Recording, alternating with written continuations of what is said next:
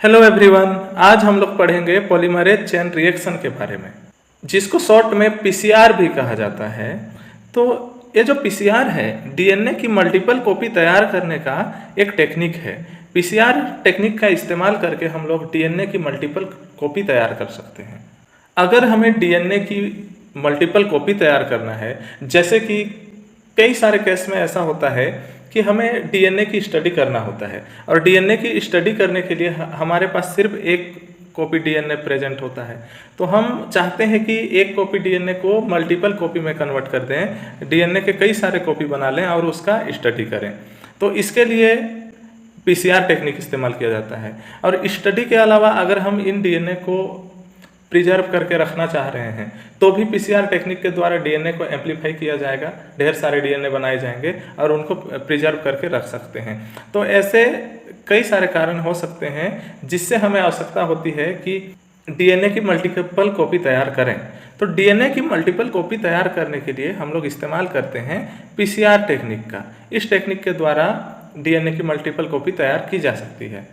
जैसे कि हम लोग किसी पेज का अगर फोटोकॉपी करना हो तो एक फोटोकॉपी मशीन होता है, और उस मशीन में हम लोग फोटोकॉपी करते हैं तो जो हमारा पेज होता है उसी का एग्जैक्ट कॉपी निकलता है। उसी प्रकार पीसीआर में भी डीएनए के एग्जैक्ट कॉपी बनते हैं। पीसीआर टेक्निक परफॉर्म करने के लिए जो मशीन होता है उस मशीन को कहा जाता है थर्मोसाइक्लर। एक मशीन होता है जिसमें टेम्परेचर को बार बार चेंज किया जाता है, उस मशीन को बोला जाता है थर्मोसाइक्लर।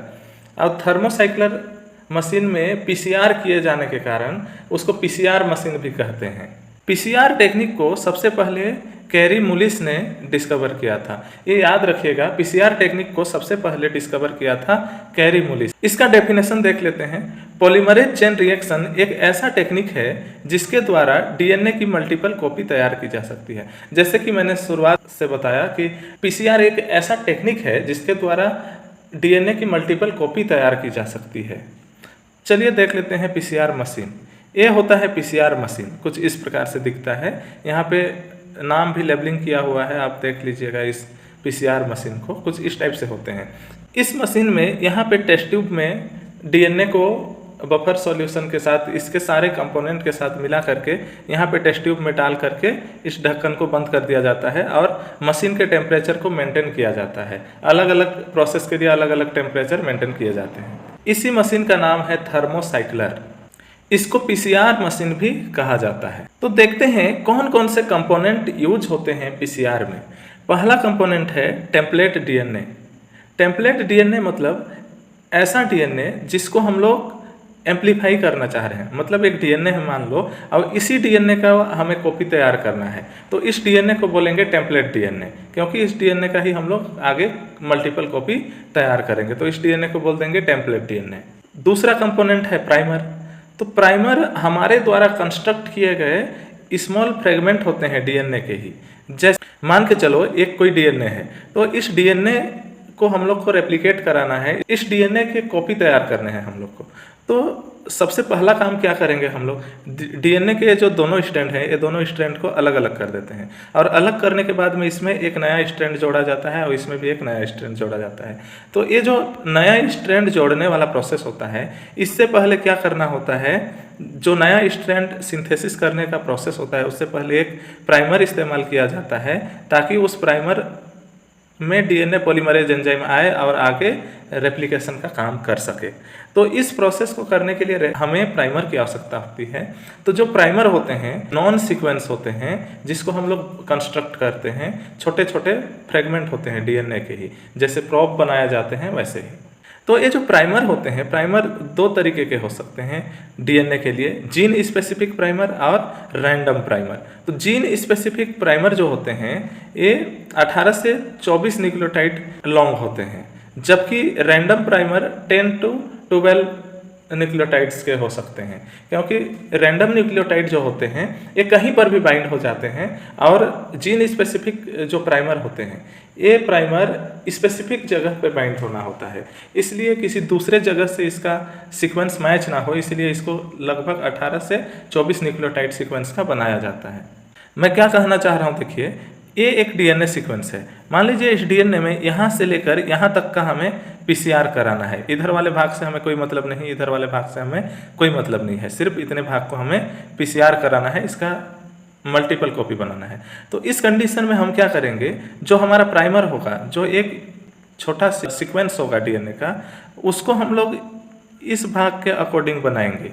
जैसे यहाँ से यहाँ तक का करना है, तो इस रीजन के अकॉर्डिंग ही हम लोग प्राइमर इस्तेमाल करेंगे, ताकि जो हमारा प्राइमर है वो आ करके इसी रीजन में बाइंड हो, इधर बाइंड ना हो अलग रीजन में, है ना। तो उसको बोला जाता है जीन स्पेसिफिक प्राइमर। और रैंडम प्राइमर किसको बोलेंगे? रैंडम प्राइमर मतलब होता है कि हमारा प्राइमर आए और यहाँ पे हो सके यहाँ बाइंड हो जाए, हो सके यहाँ बाइंड हो जाए, या बीच में यहाँ पे बाइंड हो जाए, है ना। तो ऐसे कहीं भी बाइंड हो सकता है जो प्राइमर, उसको बोला जाता है रैंडम प्राइमर। ऐसा हम लोग तब रैंडम प्राइमर का इस्तेमाल करते हैं जब हमें कोई स्पेसिफिक भाग को पीसीआर नहीं कराना है, पूरे ही डीएनए को पीसीआर कराना है, मल्टीपल कॉपी तैयार करने हैं, तब हम लोग रैंडम प्राइमर का इस्तेमाल करते हैं। और प्राइमर क्या होता है, यहाँ देख लीजिए, ये डीएनए स्ट्रैंड है, डीएनए में आकर एक छोटा सा डीएनए इधर जुड़ा है, फिर इधर से न्यूक्लियोटाइड हैं जो आकर के यहाँ जुड़ते जाएंगे। तो ये जो न्यूक्लियोटाइड आए और यहाँ जुड़े, उससे पहले ये जो रेप्लिकेशन प्रोसेस है, इसको शुरुआत करने के लिए यहाँ छोटा सा डीएनए का टुकड़ा जोड़ना पड़ता है, उसी को बोला जाता है प्राइमर। और ये हमारे द्वारा कंस्ट्रक्ट किया जाता है जो नॉन सीक्वेंस होते हैं। अगला कंपोनेंट है न्यूक्लियोटाइड।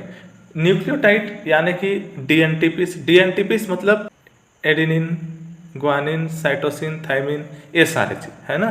जो डीएनए होता है, डीएनए किससे मिलकर बना होता है ये पता होगा आप लोगों को। एडेनिन, ग्वानिन, साइटोसिन, थाइमिन, इन सब से मिलकर बना होता है। न्यूक्लियोटाइड सीक्वेंस के आपस में जुड़ने से बना होता है। तो नया डीएनए सिंथेसिस करना है तो उसके लिए क्या होना चाहिए? न्यूक्लियोटाइड होना ही चाहिए, तभी तो न्यूक्लियोटाइड जुड़ जुड़कर नया डीएनए सिंथेसिस करेंगे ना। चौथा कंपोनेंट है हमारा डीएनए पॉलीमरेज। डीएनए पॉलीमरेज एक एंजाइम होता है, और डीएनए पॉलीमरेज एंजाइम होगा तभी हमारा डीएनए सिंथेसिस हो सकता है। जैसे देखो, ये पुराना डीएनए स्ट्रैंड है, इसमें हमें नया डीएनए स्ट्रैंड सिंथेसिस करना है। तो कुछ दूर तक तो हम लोग प्राइमर जोड़ देते हैं। प्राइमर जोड़ने के बाद यहाँ पर एक एंजाइम आता है डीएनए पॉलीमरेज एंजाइम, जो क्या करेगा, इधर एक एक करके न्यूक्लियोटाइड को जोड़ते जाएगा और इधर की ओर एक नया स्ट्रैंड का सिंथेसिस करेगा। मतलब डीएनए पॉलीमरेज क्या होता है? एक ऐसा एंजाइम होता है जो न्यूक्लियोटाइड जोड़ने का काम करता है। तो जनरली हम लोग जो पीसीआर टेक्निक में डीएनए पॉलीमरेज इस्तेमाल करते हैं वह होता है टैक डीएनए पॉलीमरेज। टैक डीएनए पॉलीमरेज क्यों इस्तेमाल करते हैं? क्योंकि ये जो टैक डीएनए पॉलीमरेज है, एक तो यह हीट रेजिस्टेंस है, ज़्यादा टेम्परेचर को सह सकता है, और ये सस्ता होता है। पर ये जो टैक डीएनए पॉलीमरेज है, इसमें 1000 में से 1 गलती होने की संभावना होती है। इनमें प्रूफ रीडिंग एक्टिविटी नहीं पाया जाता है। और इस टैक डीएनए पॉलीमरेज को थर्मस एक्वेटिकस नामक ऑर्गेनिज्म से आइसोलेट किया जाता है। तो इसमें 1000 में से 1 गलती हो सकता है टैक डीएनए पॉलीमरेज में। तो हम लोग इस कंडीशन में क्या करते हैं, अगर 1000 में से भी 1 भी गलती ना हो, ऐसा अगर हम लोग डीएनए सिंथेसिस करना चाह रहे हैं, तो उस कंडीशन में पीएफयू या वेंट डीएनए पॉलीमरेज का इस्तेमाल कर सकते हैं। इसके अलावा और भी ढेर सारे डीएनए पॉलीमरेज हैं जिनका इस्तेमाल किया जा सकता है। इसके अलावा और क्या क्या कंपोनेंट काम में आते हैं? एक होता है डाईवैलेंट कैटायन। डाईवैलेंट कैटायन कहने का मतलब मैग्नीशियम आयन या मैग्नीज आयन का इस्तेमाल करेंगे। ये जो मैग्नीशियम आयन और मैग्नीज आयन होते हैं, ये डीएनए पॉलीमरेज के कोफैक्टर होते हैं, मतलब डीएनए पॉलीमरेज को हेल्प करते हैं। जैसे देखिए, ये डीएनए पॉलीमरेज एंजाइम है जो डीएनए सिंथेसिस कर रहा है, तो इसको हेल्प करने का काम करता मैग्नीशियम आयन और मैग्नीज आयन। तो इनको हम लोग अपने अकॉर्डिंग इस्तेमाल करते हैं। जैसे जो नए बन रहे हैं डीएनए, उनमें म्यूटेशन ना हो, अगर हम उसमें चाहते हैं कि कोई भी म्यूटेशन ना हो, तो उस कंडीशन में हम लोग मैग्नीशियम आयन का इस्तेमाल करते हैं। और हम चाहते हैं कि उसमें म्यूटेशन हो, तो उस कंडीशन में हम लोग मैग्नीज आयन का इस्तेमाल करते हैं। अब लास्ट हमारा कंपोनेंट होता है, वह है बफर सॉल्यूशन। क्योंकि बफर सॉल्यूशन के बिना ये प्रोसेस नहीं हो सकता, क्योंकि ये जो प्रोसेस होते हैं, पीसीआर मशीन होता है, पीसीआर मशीन के अंदर टेस्ट ट्यूब डाला जाता है और टेस्ट ट्यूब में बफर सॉल्यूशन भरा जाता है, और बफर सॉल्यूशन में ये DNA template, primer, DNA polymerase, इन सबको ऐड किया जाता है और टेक्निक परफॉर्म किया जाता है। तो इसका जो टेक्निक होता है उसमें कौन कौन से स्टेप होते हैं चलिए देखते हैं। Step of PCR. पीसीआर में 3 स्टेप होते हैं, डीनेचुरेशन, एनिलिंग और एक्सटेंशन।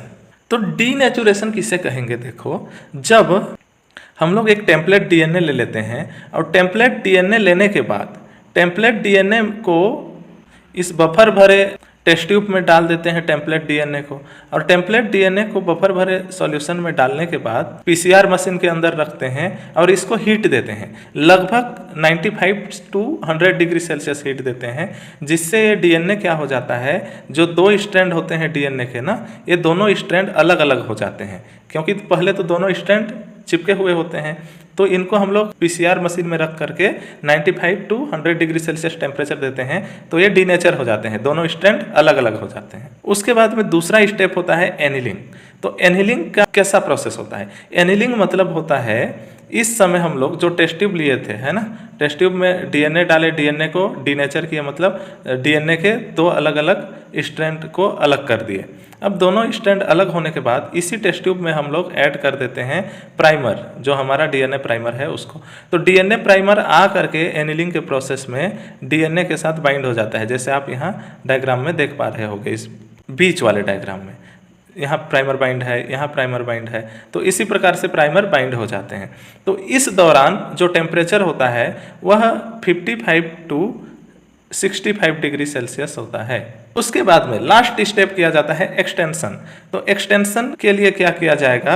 अब हम लोग डीनेचर कर चुके हैं, प्राइमर ऐड करवा चुके हैं, तो अब ऐड करने की बारी है, उस टेस्ट ट्यूब में ऐड कर देंगे डीएनए पॉलीमरेज एंजाइम, और डीएनए पॉलीमरेज के साथ न्यूक्लियोटाइड भी ऐड कर देंगे, ताकि जो डीएनए पॉलीमरेज एंजाइम है वह न्यूक्लियोटाइड को जोड़ सके। और इस प्रकार ये 3 स्टेप में हमारा पीसीआर का एक साइकिल कंप्लीट होता है। आई होप आप लोगों को टॉपिक समझ आया होगा। नेक्स्ट वीडियो में हम लोग पढ़ेंगे आरटीपीसीआर के बारे में। तब तक के लिए आप हमारे चैनल को सब्सक्राइब कर लीजिएगा और बेल आइकन को प्रेस कर लीजिएगा, ताकि जब मैं वीडियो अपलोड करूं तो आप लोगों के पास नोटिफिकेशन पहुंच पाए। धन्यवाद।